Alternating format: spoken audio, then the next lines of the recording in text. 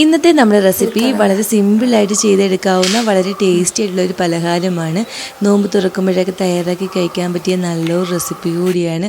അപ്പോൾ നമുക്കിത് എങ്ങനെയാണ് ചെയ്തെടുക്കുന്നതെന്ന് നോക്കാം.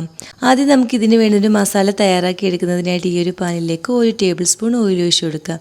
ഇനി നമുക്കിതിലേക്ക് ഒരു സവാള ചെറുതായിട്ട് അരിഞ്ഞതും നമ്മുടെ എരിവനുസരിച്ച് പച്ചമുളക് ചേർത്ത് കൊടുക്കാം. ഞാനിപ്പോൾ ഇവിടെ ഒരു പച്ചമുളക് ചെറുതായിട്ട് അരിഞ്ഞതും ആവശ്യത്തിന് ഉപ്പും കൂടി ഇട്ട് കൊടുത്ത് ഈ ഉള്ളി ഒന്ന് സോഫ്റ്റായി വരുന്നവരെ ഒന്ന് ഇളക്കി കൊടുക്കണം. ഇപ്പോൾ ഉള്ളി ഇവിടുന്ന് സോഫ്റ്റായി വന്നിട്ടുണ്ട്. ഇനി ഇതിലേക്ക് 1 ടീസ്പൂൺ ഇഞ്ചി വെളുത്തുള്ളി പേസ്റ്റ് കൂടി ഇട്ട് കൊടുത്ത് ഒന്നും കൂടി നമുക്കൊന്ന് ഇളക്കി കൊടുക്കാം. ഇതിൻ്റെ കൂടെ നമുക്ക് കുറച്ച് കറിവേപ്പില കൂടി ഇതിലേക്ക് ചേർത്ത് കൊടുക്കാം.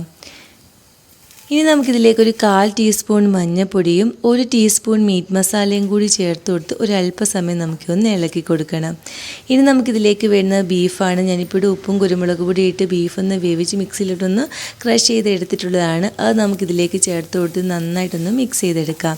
ബീഫിന് പകരം നമുക്ക് ചിക്കനും എടുക്കാവുന്നതാണ്. ഇപ്പോൾ നമ്മുടെ മസാലയുടെ റെഡി ആയിട്ടുണ്ട്. ഇനി നമുക്കിതൊന്ന് മാറ്റി വയ്ക്കാം.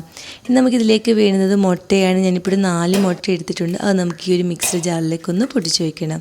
ഇനി ഇതിലേക്ക് ഒരു 1/4 കപ്പ് മൈദയും ഒരു 1/4 കപ്പ് പാലും കൂടി ഒഴിച്ചു കൊടുക്കാം. ഇനി ഇതെല്ലാം കൂടി നന്നായിട്ടൊന്ന് അടിച്ചെടുക്കണം. ഇപ്പോൾ ഇതിവിടെ നന്നായിട്ട് ഇങ്ങനെ ഒന്ന് അടിച്ചെടുത്തിട്ടുണ്ട്. ഇനി നമുക്ക് ഈ ഒരു ബൗളിലേക്കൊന്ന് ഒഴിച്ചു കൊടുക്കാം. ഇനി ഇതിലേക്ക് ഒരു 2 ടേബിൾ സ്പൂൺ ഓയിൽ ഒഴിച്ചു കൊടുക്കാം. ഇതിൻ്റെ കൂടെ ആവശ്യത്തിന് ഉപ്പും കൂടി ചേർത്ത് കൊടുത്ത് നന്നായിട്ടൊന്ന് മിക്സ് ചെയ്തെടുക്കണം. ഇനി ഇതിലേക്ക് നമ്മളോട് തയ്യാറാക്കി വെച്ചിരിക്കുന്ന ഈ മസാല കൂടി ചേർത്ത് കൊടുത്ത് ഇതെല്ലാം കൂടി നന്നായിട്ടൊന്ന് മിക്സ് ചെയ്തെടുക്കാം. ഈ സമയത്തൊന്ന് രുചിച്ച് നോക്കിയിട്ട് ഉപ്പ് കുറവാണെങ്കിൽ ഒരു അല്പം ഉപ്പ് കൂടി ചേർത്ത് കൊടുത്താൽ മതി. ഇനി നമുക്കിതൊന്ന് കുക്ക് ചെയ്തെടുക്കുന്നതിനായിട്ട് ഇതുപോലെ ഒരു പാൻ വെച്ച് കൊടുത്ത ശേഷം അതിന് മുകളിലേക്ക് നമ്മളൊരു പാൻ വെച്ച് അതിലേക്ക് അല്പം ഓയിലൊന്ന് തേച്ച് കൊടുത്ത ശേഷം നമുക്ക് ഈ ഒരു മിക്സിലേക്ക് ഇങ്ങനെ ഒന്ന് ഒഴിച്ചു കൊടുക്കാം. ഇനി തീയൊരു ലോ ഫ്ലെയിമിൽ വെച്ച് നമുക്കിത് 20 മിനിറ്റ് അടച്ച് വെച്ചൊന്ന് കുക്ക് ചെയ്തെടുക്കണം. ഇപ്പോൾ ഒരു 20 മിനിറ്റ് ഒക്കെ കഴിഞ്ഞിട്ടുണ്ട്. ഇനി നമുക്ക് തിരിച്ച് ഈ ഒരു പാനിലേക്കൊന്ന് ഇട്ട് കൊടുക്കാം. ഈ ഒരു പാനിലും അല്പം ഓയിലൊന്ന് തേച്ച് കൊടുക്കണം.